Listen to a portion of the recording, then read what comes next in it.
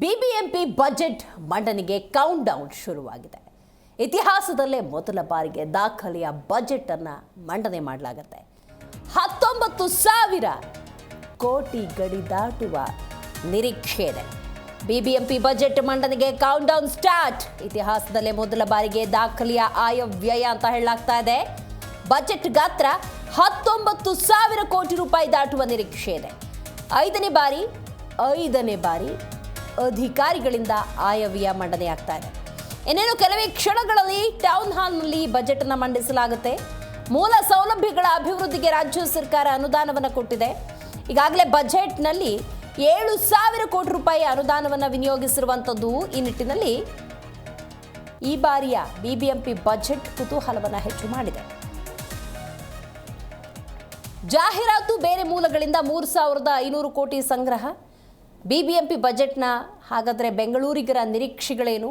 ಈ ಬಜೆಟ್ ಅದೆಲ್ಲವನ್ನ ಪೂರೈಸುತ್ತಾ ಅನ್ನೋದೇ ಸದ್ಯದ ಕುತೂಹಲ. ಪ್ರಸಕ್ತ ಸಾಲಿನ ಬಜೆಟ್ನಲ್ಲಿ ರಾಜಧಾನಿಯನ್ನು ತೀವ್ರವಾಗಿ ಬಾಧಿಸ್ತಾ ಇರುವಂತಹ ಸಮಸ್ಯೆಗೆ ಸೂಕ್ತ ಪರಿಹಾರ ಲಭ್ಯವಾಗುತ್ತಾ ಅನ್ನೋದೇ ಸದ್ಯದ ಪ್ರಶ್ನೆ.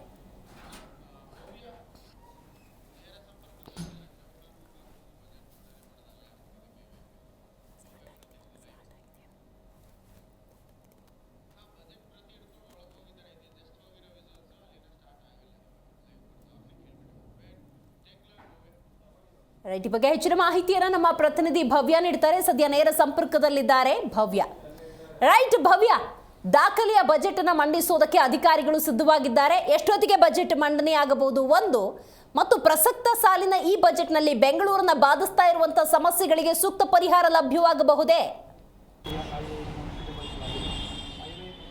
ಖಂಡಿತ ದಿವ್ಯಾ, ಸದ್ಯ ಅಧಿಕಾರಿಗಳು ಕೂಡ ಬಂದಿರುವಂಥದ್ದು. ಇನ್ನೇನು ಕೆಲವೇ ಕ್ಷಣಗಳಲ್ಲಿ ಕೂಡ ಬಜೆಟ್ ಅನ್ನ ಮಂಡನೆ ಮಾಡ್ತಾರೆ. 2025-26ನೇ ಸಾಲಿನ ಬಜೆಟ್ ಇದಾಗಿದೆ. ಸುಮಾರು 19,000 ಕೋಟಿ ಗಾತ್ರದ ಬಜೆಟ್ ಅನ್ನ ಈಗಾಗಲೇ ಮಂಡನೆ ಮಾಡೋದಕ್ಕೆ ಅಧಿಕಾರಿಗಳು ಕೂಡ ರೆಡಿ ಆಗಿರುವಂಥದ್ದು. ಅದರಲ್ಲೂ ಕೂಡ ಹಣಕಾಸು ವಿಭಾಗದ ವಿಶೇಷ ಆಯುಕ್ತ ಹರೀಶ್ ಕುಮಾರ್ ಅವರ ನೇತೃತ್ವದಲ್ಲಿ ಒಂದು ಬಜೆಟ್ ಮಂಡನೆ ಆಗುತ್ತೆ. ಸದ್ಯ ಬಿಬಿಎಂಪಿಯ ತುಷಾರ್ ಗಿರಿನಾಥ್ ಅಂದ್ರೆ ಬೆಂಗಳೂರಿನ ಕಮಿಷನರ್ ಆಗಿರುವಂತಹ ತುಷಾರ್ ಗಿರಿನಾಥ್ ಹಾಗೆಯೇ ಆಡಳಿತ ವಿಭಾಗದ ಅಧಿಕಾರಿಗಳು ಕೂಡ ಬಂದಿದ್ದಾರೆ. ಪ್ರಮುಖವಾಗಿ ನೀವು ಹೇಳ್ದಾಗೆ ಬೆಂಗಳೂರು ಬಹಳಷ್ಟು ಸಮಸ್ಯೆಗಳಿಂದ ಕೂಡಿರುವಂಥದ್ದು. ಯಾಕಂದ್ರೆ ಈಗಾಗಲೇ ಡಿ.ಕೆ. ಶಿವಕುಮಾರ್ ಆಗಿರ್ಬೋದು, ಮುಖ್ಯಮಂತ್ರಿ ಸಿದ್ದರಾಮಯ್ಯ ಅವರ ಕನಸೇನಂದ್ರೆ ಬೆಂಗಳೂರನ್ನ ಬ್ರ್ಯಾಂಡ್ ಬೆಂಗಳೂರು ಮಾಡಬೇಕಂತ. ಸೊ ಈ ನಿಟ್ಟಿನಲ್ಲಿ ಬೆಂಗಳೂರಿಗೆ ಯಾವ ರೀತಿಯಾದಂತಹ ಬಜೆಟ್ ಅಲ್ಲಿ ಕೊಡುಗೆ ಕೊಡ್ತಾರೆ ಅನ್ನೋದು ಕೂಡ ಇಲ್ಲಿ ಪ್ರಮುಖವಾಗಿರುವಂಥದ್ದು. ನಮಗೆ ಬಂದಿರುವ ಮಾಹಿತಿ ಪ್ರಕಾರ ಬೆಂಗಳೂರಲ್ಲಿರುವಂತಹ ಅಂದ್ರೆ ಬಿಬಿಎಂಪಿನ ಅಂಡರ್ ಅಲ್ಲಿರುವಂತಹ ಎಜುಕೇಶನ್ ಅಂದ್ರೆ ಶಿಕ್ಷಣ ವ್ಯವಸ್ಥೆಯನ್ನ ಸುಧಾರಿಸಬೇಕು. ಹಾಗೆಯೇ ಸುರಂಗ ಮಾರ್ಗ ಏನಿದೆ ಅದಕ್ಕೆ ಬೇಕಾದಂತಹ ಆಯವ್ಯಯ ಖರ್ಚು ಆಗಿರ್ಬೋದು. ಹಾಗೆಯೇ ಪ್ರಮುಖವಾಗಿ ಇಂದಿರಾ ಕ್ಯಾಂಟೀನ್, ಇನ್ನೂ ಕೂಡ ಇಂದಿರಾ ಕ್ಯಾಂಟೀನ್ ಬೆಂಗಳೂರಲ್ಲಿ ಬಹುತೇಕ ಕಡೆಗಳಲ್ಲಿ ಇನ್ನೂ ಕೂಡ ಅದನ್ನು ಸುಧಾರಣೆ ತರಬೇಕಾಗುತ್ತೆ. ಸೊ ಅದಕ್ಕೆ ಬೇಕಾದಂತಹ ವ್ಯವಸ್ಥೆ ಆಗಿರ್ಬೋದು. ಹಾಗೆಯೇ ಸಿಲಿಕಾನ್ ಸಿಟಿಯಲ್ಲಿರುವಂತಹ ನಮ್ಮ ಕ್ಲಿನಿಕ್, ಹಾಗೆಯೇ ಅಂದರೆ ಬೆಂಗಳೂರಲ್ಲಿರುವಂತಹ ಆಸ್ಪತ್ರೆಗಳ ಅಭಿವೃದ್ಧಿಗೆ, ಹಾಗೆಯೇ ಬಹುತೇಕವಾಗಿ ಮೆಟ್ರೋ ಮಾರ್ಗ ಆಗಿರ್ಬೋದು, ಸುರಂಗ ಮಾರ್ಗ ಆಗಿರ್ಬೋದು, ಹಾಗೆಯೇ ಚರಂಡಿ ವ್ಯವಸ್ಥೆ. ಪ್ರಮುಖವಾಗಿ ಬೆಂಗಳೂರಿನಲ್ಲಿ ಸಮಸ್ಯೆ ಅಂದರೆ ರಸ್ತೆ ಗುಂಡಿ ಸಮಸ್ಯೆ.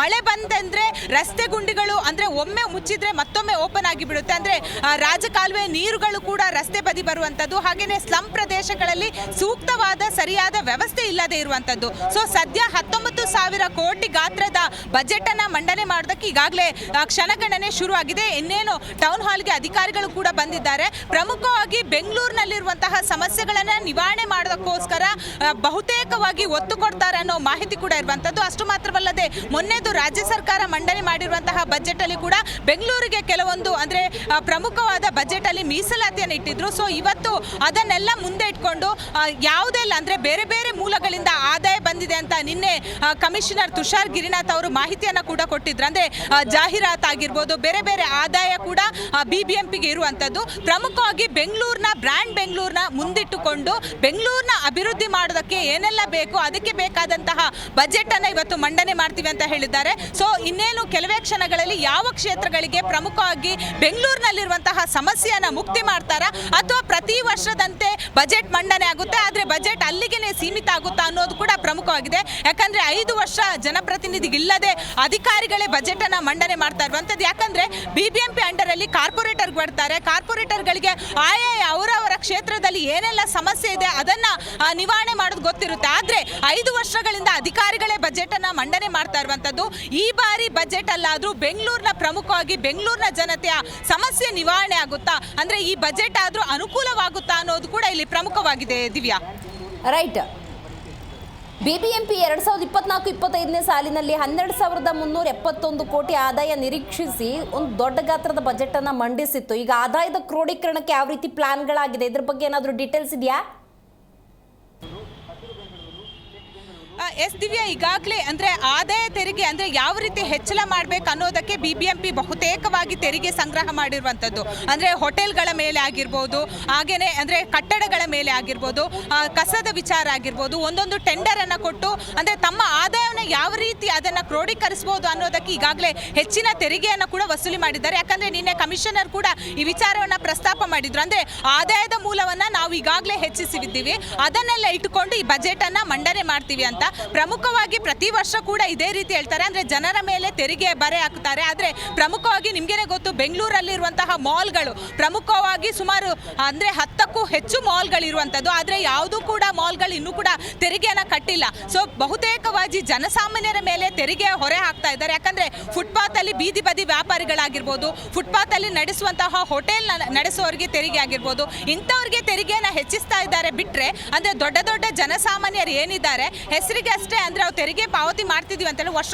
ನೋಡ್ತಾ ಹೋದ್ರೆ ಇನ್ನೂ ಕೂಡ ಅವ್ರು ತೆರಿಗೆ ಪಾವತಿ ಮಾಡದೆ ಹಾಗೇನೆ ಬಿಟ್ಟಿರುವಂತದ್ದು. ಸೊ ಬಿಬಿಎಂಪಿ ಹೇಳೋ ಪ್ರಕಾರ ಆದಾಯವನ್ನ ಯಾವ ರೀತಿ ಹೆಚ್ಚಿಸಬೇಕು ಅದನ್ನೆಲ್ಲ ನಾವು ಹೆಚ್ಚಿಸ್ತಿದ್ದೀವಿ ಅಂತ. ಹಾಗಾದ್ರೆ ಇವರು ಜನಸಾಮಾನ್ಯರ ಮೇಲೆ ಬರೆ ಹಾಕಿ ತಮ್ಮ ಆದಾಯವನ್ನು ಹೆಚ್ಚಿಸ್ತಾ ಇದ್ದಾರೆ ಅನ್ನೋ ಪ್ರಶ್ನೆ ಕೂಡ ಇಲ್ಲಿ ಎದ್ದಿರುವಂತದ್ದು. ಆದ್ರೆ ಸದ್ಯ ನಮಗೆ ಬಂದಿರೋ ಮಾಹಿತಿ ಪ್ರಕಾರ ಸುಮಾರು 19,000 ಅಂದ್ರೆ ಕೋಟಿ ಈಗಾಗಲೇ ಅಂದ್ರೆ ಬಜೆಟ್ ಅನ್ನ ಮಂಡನೆ ಮಾಡ್ತಾ ಇದ್ದಾರೆ. ಪ್ರಮುಖವಾಗಿ ಇದು ಬೆಂಗಳೂರಿಗೆ ಸರಿಯಾದ ರೀತಿ ಬಜೆಟ್ ಅನ್ವಯ ಆಗುತ್ತಾ ಅನ್ನೋದು ಕೂಡ ಈಗಾಗಲೇ ಜನಸಾಮಾನ್ಯರ ಪ್ರಶ್ನೆ ಆಗಿದೆ. ದಿವ್ಯಾ, ಥ್ಯಾಂಕ್ ಯು ನಿಮ್ಮೆಲ್ಲ ಮಾಹಿತಿಗಾಗಿ. ಭವ್ಯ,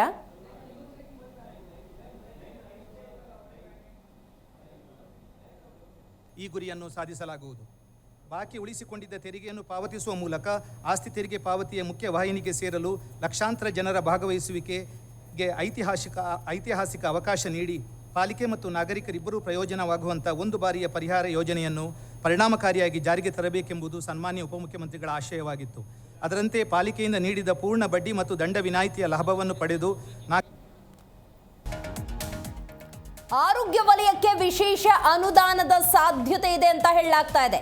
ದಾಖಲೆಯ ಬಜೆಟ್ ಅನ್ನ ಅಧಿಕಾರಿಗಳು ಮಂಡಿಸ್ತಾ ಇರುವ ಸಂದರ್ಭದಲ್ಲಿ ಬೆಂಗಳೂರಿಗರ ನಿರೀಕ್ಷೆಗಳು ಕೂಡ ಅಪಾರ. ವಿಶೇಷವಾಗಿ ಮಧ್ಯಮ ವರ್ಗಕ್ಕೆ ಆಶಾದಾಯಕವಾಗಿ ಕಂಡಿತ್ತು ಇಂದಿರಾ ಕ್ಯಾಂಟೀನ್. ಅದರ ಪುನಃ ಸ್ಥಾಪನೆ ಇರಬಹುದು. ಬಿಬಿಎಂಪಿ ಶಾಲಾ ಕಾಲೇಜುಗಳಿಗೆ ಅನುದಾನ, ಸರ್ಕಾರದ ಸಹಭಾಗಿತ್ವದಲ್ಲಿ ರಸ್ತೆ ಟನಲ್ ಕಾಮಗಾರಿ, ಇವುಗಳಿಗೆಲ್ಲ ಸರಿಯಾದ ರೀತಿಯಲ್ಲಿ ಹಣದ ವಿನಿಯೋಗ ಆಗತ್ತಾ ಕಾದು ನೋಡಬೇಕಾಗಿದೆ. ಯಾಕಂದ್ರೆ ರಾಜಕಾಲುವೆ ಮಳೆಗಾಲದ ಪರಿಹಾರ ಕ್ರಮಕ್ಕೆ ಅನುದಾನವನ್ನ ವಿನಿಯೋಗಿಸಲಾಗುತ್ತೆ ಅಂತ ಹೇಳಲಾಗ್ತಾ ಇದೆ. ವೈಟ್ ಟ್ಯಾಪಿಂಗ್ ರಸ್ತೆಗಳ ಅಭಿವೃದ್ಧಿಗೆ ಗಮನ ಹರಿಸಲಾಗುತ್ತೆ ಅಂತ ಹೇಳಲಾಗ್ತಾ ಇದೆ. ಪಾರ್ಕ್, ಸಾರ್ವಜನಿಕ ಸ್ಥಳಗಳ ಅಭಿವೃದ್ಧಿಗೆ ಅನುದಾನ, ಕೆರೆಗಳು, ನೀರಿನ ಮೂಲ ಅಭಿವೃದ್ಧಿಗೆ ಅನುದಾನ, ಬ್ರ್ಯಾಂಡ್ ಬೆಂಗಳೂರಿನ ಪರಿಕಲ್ಪನೆಗೆ ವಿಶೇಷವಾಗಿ ಅನುದಾನವನ್ನ ವಿನಿಯೋಗಿಸಲಾಗುತ್ತೆ ಅಂತ ಹೇಳಲಾಗ್ತಾ ಇದೆ. ಬಟ್ ದೊಡ್ಡ ದೊಡ್ಡ ಮಾತುಗಳನ್ನು ಆಡೋದಕ್ಕಿಂತ ಹೆಚ್ಚಾಗಿ ಬೆಂಗಳೂರು ಅಂದಾಗ ಇದನ್ನು ಗಾರ್ಡನ್ ಸಿಟಿ ಅಂತ ಕರೀತಾ ಇದ್ರು, ಗಾರ್ಬೇಜ್ ಸಿಟಿ ಆಗಿ ಹೋಗಿದೆ. ಬಹುತೇಕ ಎಲ್ಲ ರಸ್ತೆಗಳ ಇಕ್ಕೆಲಗಳಲ್ಲಿ ಕಸವೇ ತುಂಬಿ ಹೋಗಿದೆ. ಏನು ಟ್ರಾಫಿಕ್ ಸಮಸ್ಯೆ, ಸಂಚಾರ ದಟ್ಟಣೆಯ ಸಮಸ್ಯೆ ಅನ್ನೋದು ವಿಪರೀತ ಆಗಿ ಹೋಗಿದೆ. ಅದಕ್ಕೆ ಯಾವ ರೀತಿ ಕ್ರಮ ತಗೊಳ್ತಾರೋ ಗೊತ್ತಿಲ್ಲ. ಬೆಂಗಳೂರಿನ ಬಹುತೇಕ ಕಡೆ ನೀರಿನ ಸಮಸ್ಯೆ, ಆ ನೀರಿನ ಸಮಸ್ಯೆಗೆ ಯಾವ ರೀತಿಯ ಕ್ರಮವನ್ನು ತೆಗೆದುಕೊಳ್ತಾರೆ ಕಾದು ನೋಡಬೇಕಾಗಿದೆ. ಎಷ್ಟೋ ಕಡೆ ಒಳಚರಂಡಿ ವ್ಯವಸ್ಥೆಯೇ ಸರಿಯಾದ ರೀತಿಯಲ್ಲಿಲ್ಲ, ಇದಕ್ಕೆ ಯಾವ ರೀತಿ ಕ್ರಮ. ಇನ್ನು ರಸ್ತೆ ಕಾಮಗಾರಿಗಳು ಅಂತ ಹೇಳಿದ್ರೆ ಅಲ್ಲೋಲ ಕಲ್ಲೋಲ ಆಗ್ಬಿಟ್ಟಿದೆ. ರಸ್ತೆಗಳೇ ಇಲ್ಲದಂತಹ ರಸ್ತೆಗಳನ್ನು ನೋಡುವಂಥ ಸನ್ನಿವೇಶ ಬೆಂಗಳೂರಿಗರು ಎದುರಿಸ್ತಾ ಇದ್ದಾರೆ. ಹಾಗಾಗಿ ಅನುದಾನ ಕೇವಲ ಪತ್ರಗಳಲ್ಲ, ಅಥವಾ ಅದು ಕಾಮಗಾರಿಯ ಮೂಲಕ ಜಾರಿಗೆ ಬರುತ್ತಾ ಕಾದು ನೋಡಬೇಕು. ವಾಣಿಜ್ಯ ಮತ್ತು ಬೃಹತ್ ಕಟ್ಟಡಗಳ 3D ಮಾಡೆಲಿಂಗ್ ಮತ್ತು IT ಬೆಂಬಲಿತ ಸಂಯೋಜಿತ ಕೃತಕ ಬುದ್ಧಿಮತ್ತೆ ವ್ಯವಸ್ಥೆಗಳಿಂದ ತೆರಿಗೆ ವ್ಯಾಪ್ತಿಯನ್ನು ವಿಸ್ತರಿಸಲು ಯೋಜಿಸಲಾಗಿದೆ. ಕಂದಾಯ ಇಲಾಖೆಯ ದಿಶಾಂಕ್ ಅಪ್ಲಿಕೇಶನ್ ಅಂತೆಯೇ ನಾಗರಿಕರಿಗಾಗಿ ಭೌಗೋಳಿಕ ಮಾಹಿತಿ ವ್ಯವಸ್ಥೆ ಆಧಾರಿತ ಆಸ್ತಿ ಮಾಹಿತಿ ವ್ಯವಸ್ಥೆಯನ್ನು ಅಭಿವೃದ್ಧಿಪಡಿಸಲು ಪ್ರಸ್ತಾಪಿಸಲಾಗಿದೆ. ಇದು ರಿಯಲ್ ಎಸ್ಟೇಟ್ ವಹಿವಾಟು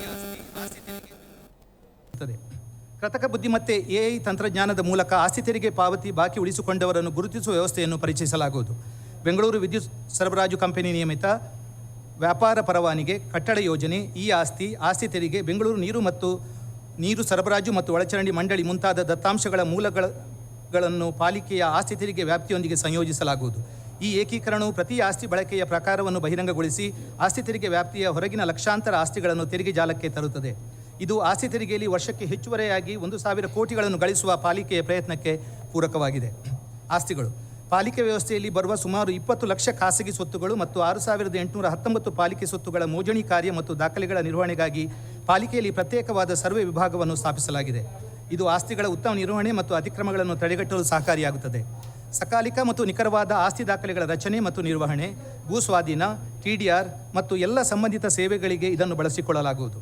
2 ಭೂ ದಾಖಲೆಗಳ ಉಪನಿರ್ದೇಶಕರು, 9 ಭೂ ದಾಖಲೆಗಳ ಸಹಾಯಕ ನಿರ್ದೇಶಕರು, 24 ಸೂಪರ್ವೈಸರ್, 79 ಸರ್ವೇಯರ್ ಮತ್ತು ಅಗತ್ಯವಿರುವ ಸಹಾಯಕ ಸಿಬ್ಬಂದಿಗಳೊಂದಿಗೆ ಒಟ್ಟು 209 ಸಿಬ್ಬಂದಿಗಳನ್ನು ಇದು ಒಳಗೊಂಡಿದೆ.